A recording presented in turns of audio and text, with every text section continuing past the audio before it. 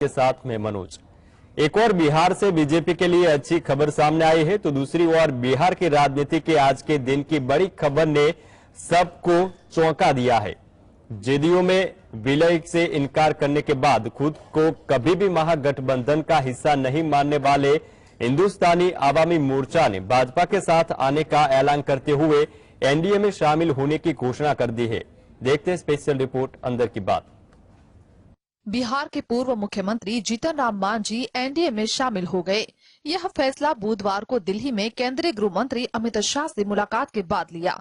मुलाकात के दौरान मांझी के बेटे और हिंदुस्तानी आवाम मोर्चा के राष्ट्रीय अध्यक्ष संतोष कुमार सुमन भी साथ रहे। ये हुई कि हम लोग का साथ चलना है और हमने अपनी सहमति जताई और उनका विश्वास मिला कि हम आपके साथ हैं और आपके जिन मुद्दों को लेकर आप संघर्ष कर रहे हैं, राजनीति करते हैं और जिन गरीबों को लेकर चलते हैं, उनका हित की रक्षा भारतीय जनता पार्टी करेगी। तो हमने कहा कि ठीक है, जब हम अपनी जनता जिसके लिए काम कर रहे हैं और आपकी तरफ से आश्वासन मिला तो निश्चित तौर पर हम आपके साथ चलने के लिए तैयार हैं। तो आज हमने सहमति अपनी जता दी है कि हम एनडीए के साथ रहेंगे। बाकी आने वाला जो समय है उस समय हम चर्चा होगी, परिचर्चा होगी, हम कितनी सीटों पर लड़ेंगे, कैसा मॉड्यूल होगा, किस तरह से हमारी बातें होंगी, वो भविष्य का विषय है।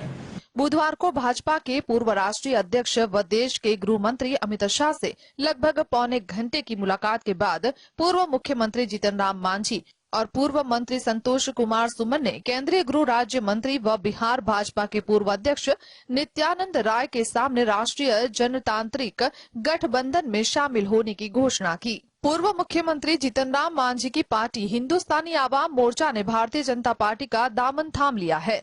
जदयू में विलय से इनकार करने के बाद पार्टी ने महागठबंधन सरकार से अलग होने का निर्णय लिया था। पिछले हफ्ते हम के इकलौते मंत्री और जीतन राम मांझी के बेटे संतोष कुमार सुमन उर्फ संतोष मांझी ने मंत्रिमंडल से इस्तीफा दिया था।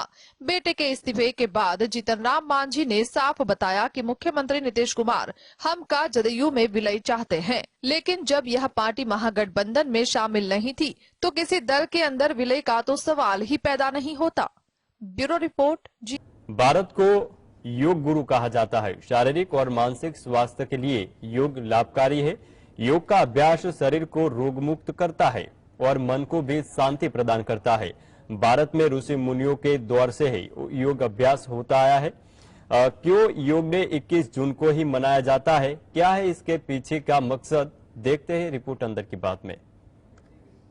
27 दिसंबर 2014 में भारत के प्रधानमंत्री नरेंद्र मोदी ने संयुक्त महासभा में दुनिया के तमाम देशों से योग दिवस को मनाने का आह्वान किया।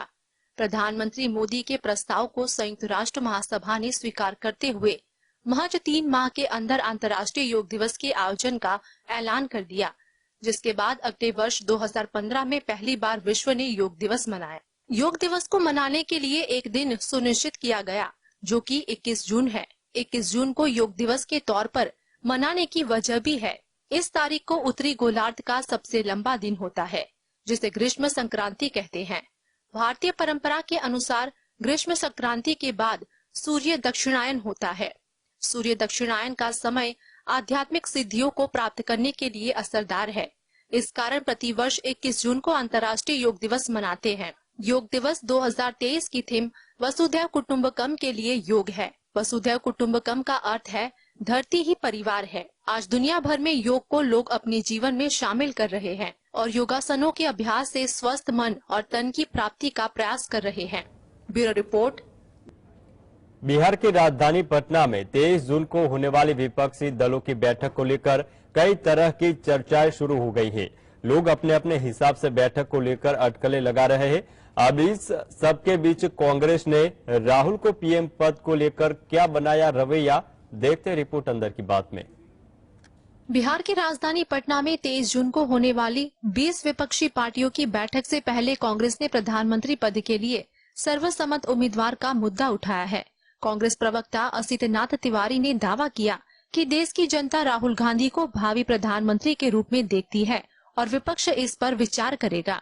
जदयू के प्रमुख राष्ट्रीय प्रवक्ता केसी त्यागी ने कांग्रेस के दावे को ज्यादा गंभीरता से नहीं लेने की नसीहत देते हुए कहा कि अगर कोई पार्टी अपने नेता को भावी प्रधानमंत्री के रूप में देखती है तो इसमें कुछ भी गलत नहीं है, लेकिन पटना सीट पर प्रधानमंत्री पद के उम्मीदवार का मुद्दा एकमात्र एजेंडा नहीं है। नीतीश कुमार ने पटना में सभी विपक्षी दलों को एक मंच पर लाने के लिए कड़ी मेहनत की है और यह जरूरी है कि यहां मेहनत रंग लाए और विपक्ष एकजुट हो। विश्लेषकों के मुताबिक राहुल गांधी के मोर्चे पर कांग्रेस की जिद नाजायज है। विपक्षी मोर्चा बनाने और बीजेपी को हराने के बाद इन सभी मुद्दों पर चर्चा होनी चाहिए। Bureau report, GSTV। एकता को मजबूत जोड़ के सहारे तोड़ने के लिए बीजेपी छोटे दलों को लगातार साथ रही है। बिहार और यूपी सहित झारखंड की 10 दलों के साथ लेकर 134 सीटों पर क्लीन स्वीप की रणनीति बनाई जा रही है। बीजेपी विपक्षी एकता को बिहार, यूपी और झारखंड में ही चित करने की रणनीति पर काम कर रही है। तीनों राज्यों की 134 सीटों पर क्लीन स्वीप करने के लिए बीजेपी ने 2 प्लान तैयार किया है। पहला, बड़े दलों की बजाय छोटी पार्टियों से गठबंधन और दूसरा, कदावर नेताओं को मैदान में उतारने की तैयारी। बिहार में बीजेपी के खिलाफ 2024 में जेडीयू, आरजेडी, कांग्रेस और वाम मोर्चा का मजबूत गठजोड़ है। 2014 में बीजेपी ने रामविलास पासवान और उपेंद्र कुशवाहा की पार्टी के साथ गठबंधन किया था। सियासी गलियारों में एक कहावत है, दिल्ली का रास्ता यूपी से होकर ही जाता है। विपक्षी एका के बीच बीजेपी यूपी में मजबूत दिखने की कोशिश में है। बीजेपी इसके लिए छोटे दलों को साध रही है। इनमें कुछ दल पूर्वांचल में प्रभावी है तो कुछ पश्चिम में। झारखंड में बीजेपी के पास इसके बाद से कोई लोकल चेहरा नहीं है।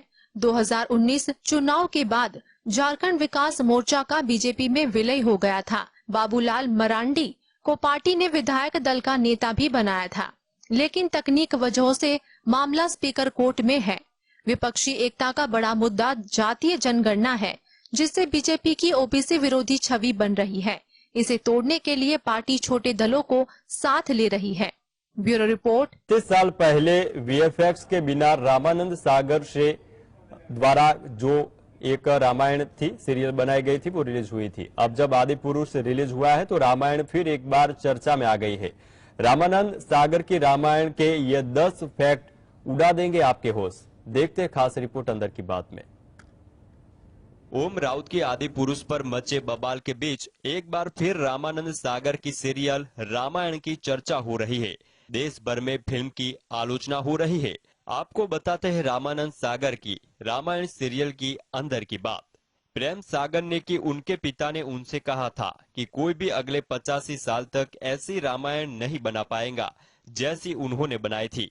रामानंद सागर के रामायण सीरियल को पहली बार 1987 से 1988 में टेलीकास्ट किया गया था। इसे तब 55 देशों में टेलीकास्ट किया गया था। रिपोर्ट के मुताबिक तब रामायण को 65 करोड़ लोगों ने देखा था। रामायण जब टेलीकास्ट हुई तो इसने प्रति एपिसोड 40 लाख रुपए कमाए थे, जबकि इसके एक एपिसोड का बजट 9 लाख रुपए था। रामायण इंडिया का एकमात्र टीवी सीरियल रहा जिसका टेलीकास्ट टाइम 45 मिनट का होता था। तब इस सीरियल को करीब 99% लोग देखते थे। जब इसका टेलीकास्ट दूरदर्शन पर किया जाता था तो गलियों और सड़कें सुनसान हो जाती थी।